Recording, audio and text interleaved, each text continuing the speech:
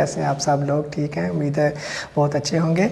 तो आज का हमारा बड़ा दिलचस्प और बड़ा प्यारा टॉपिक है, वो है फ़र्क हमने देखना है आमतौर पे जो हमें मुश्किलात पेश आती हैं ईट के यूज़ में। एक ईट्स ये वाला और दूसरा IETS ईट्स, इन दोनों में फ़र्क क्या होता है, यही आज हम डिस्कस करने जा रहे हैं। ज़रा देख लें कि IETS ईट्स का क्या मतलब होता है और ये जो IETS ईट्स है इसका क्या मतलब होता है। इससे पहले हम देखते हैं कि इट क्या होता है। इट बेसिकली इट एक प्रोनाउन है।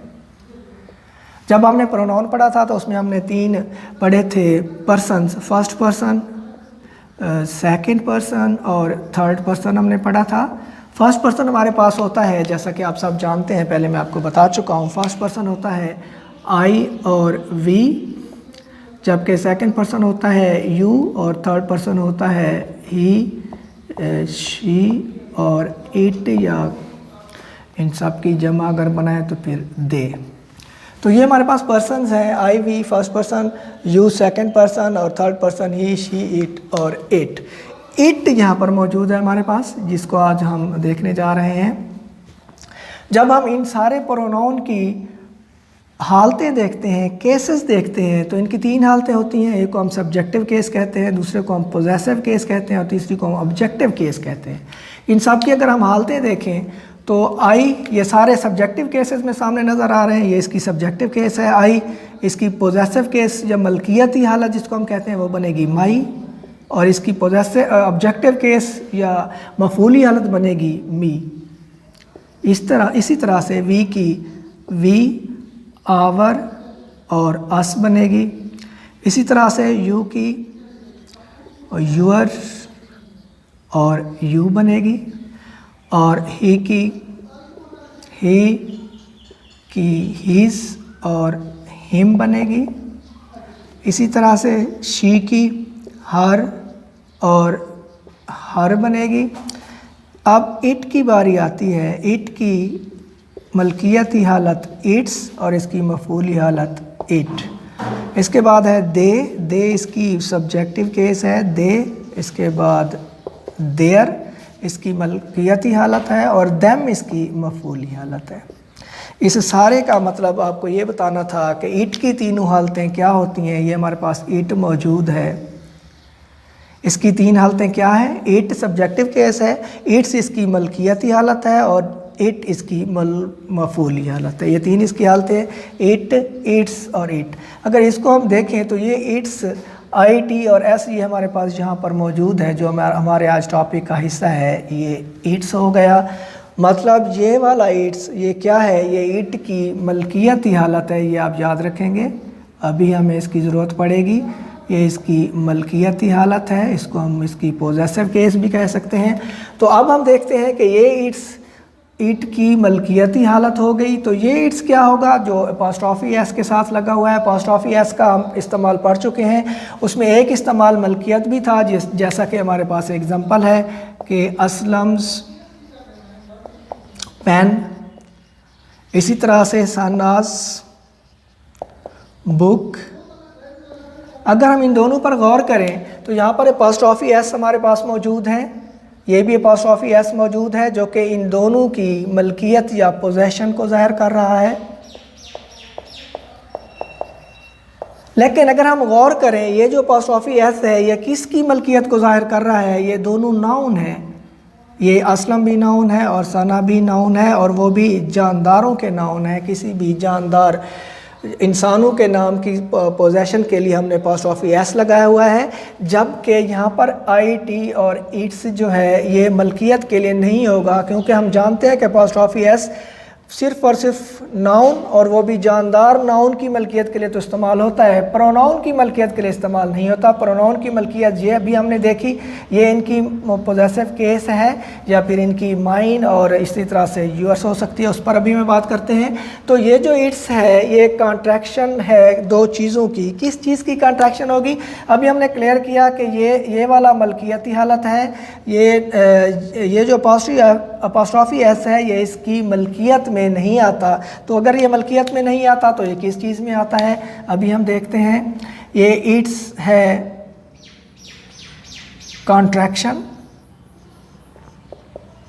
अगर ये कॉन्ट्रैक्शन है, कॉन्ट्रैक्शन क्या होती है?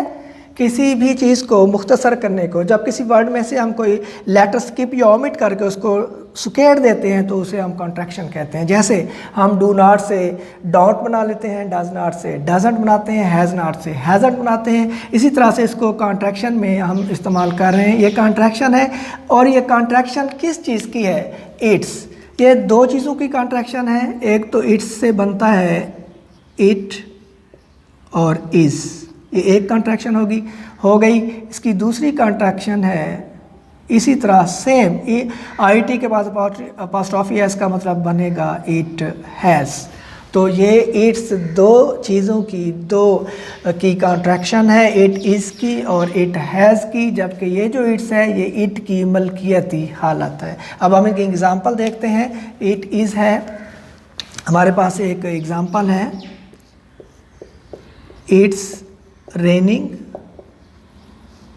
यहाँ पर इट्स किस चीज़ की कॉन्ट्रैक्शन होगी? इट इज़ की, इसका मतलब होगा इट इज़ रेनिंग। दूसरी हमारी एग्जांपल है इट्स बीन रेनिंग। जब इस तरह से इट्स बीन रेनिंग होगा तो यहाँ इट से मुराद होगा इट हैज़ बीन, आगे यही लिखा हुआ है इट हैज़ बीन रेनिंग, और यहाँ पर इसका मतलब होगा इट इज़ रेनिंग। तो इसके दो इस्तेमाल हमने देखे। फर्स्ट ये कॉन्ट्रैक्शन है दो चीज़ों की, इट इज़ की और इट हैज़ की। इट्स रेनिंग का मतलब है इट इज़ रेनिंग, और इट्स बीन रेनिंग का मतलब है इट हैज़ बीन रेनिंग। इन दोनों का फ़र्क आपको पता चल गया होगा, मैं दोबारा बता देता हूँ। इट्स का मतलब होती है कॉन्ट्रैक्शन है इट्स दो हरूफ की, दो अल्फाज की, इट इज़ की या फिर इट हैज़ की। इससे दो बन सकते हैं, या तो इट इज़ बन सकता है या फिर इट। इससे मुराद पहली एग्जांपल में हमने इससे मतलब इट इज़ लिया, और दूसरी इट हैज़ है, इट हैज़ बीन रेनिंग। अब हम आते हैं दोबारा इसकी तरफ, मलकियत की तरफ। तो इस इट्स का मतलब ITS, इट्स का मतलब होगा मलकियत। इसकी एग्जांपल हम देख लेते हैं। एवरी नेशन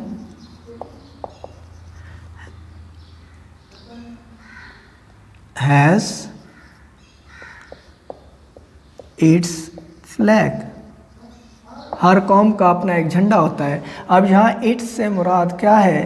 नेशन, कि हर कौम का, हर नेशन का। ये जो इट्स है ये क्या बयान कर रहा है? ये मलकियत बयान कर रहा है इस नेशन की। Every nation has its flag. जब हम गलती से इसके साथ अपॉस्ट्रोफी लगा देंगे तो क्या बन जाएगा? Every nation has it is flag. ये कोई जुमला नहीं होगा, आपका जुमला गलत हो जाएगा। तो किसी भी गैर जानदार की मलकियत बयान जब हम कर रहे होंगे तो फिर हम अपॉस्ट्रोफी के बगैर इट्स लगाएंगे, और जब हम कॉन्ट्रैक्शन ले रहे होंगे इट इज़ या इट हैज़ की, तो तब हम उसके साथ अपॉस्ट्रोफी एस इट के साथ लगा देंगे। तो मुझे यकीन है कि आपको आज का लेसन समझ आ गया होगा। मैं एक दफ़ा फिर रिवाइज कर देता हूँ। इट का यूज़ हमने पहले सीखा कि इट होता क्या है। इट एक प्रोनाउन है, थर्ड पर्सन सिंगुलर प्रोनाउन है, और जब इस इट के साथ हम जस्ट एस लगाते हैं तो इसका मतलब इसकी मलकियती फॉर्म बन जाती है। इसकी एग्जांपल में हमने लिखी हुई है every nation has its flag. अगर इस इट के साथ अपॉस्ट्रोफी एस हम लगा दें तो अपॉस्ट्रोफी एस जानदारों के नाउन के साथ तो ये इसका मतलब मलकियत होता है, लेकिन इट के साथ जहाँ इसका मतलब मलकियत नहीं होता है। मैं बार बार बता रहा हूँ, इसका मतलब यहाँ पर ये कॉन्ट्रैक्शन है। कॉन्ट्रैक्शन दो चीज़ों की होगी, इट इज़ की या फिर इट हैज़ की। उम्मीद है कि आपको ये समझ आ गई होगी। अगर आपको किसी भी चीज़ में कन्फ्यूजन है तो आप कमेंट में अपना सवाल पूछ सकते हैं। अपना बहुत सा ख्याल रखिएगा। अल्लाह हाफ़िज़।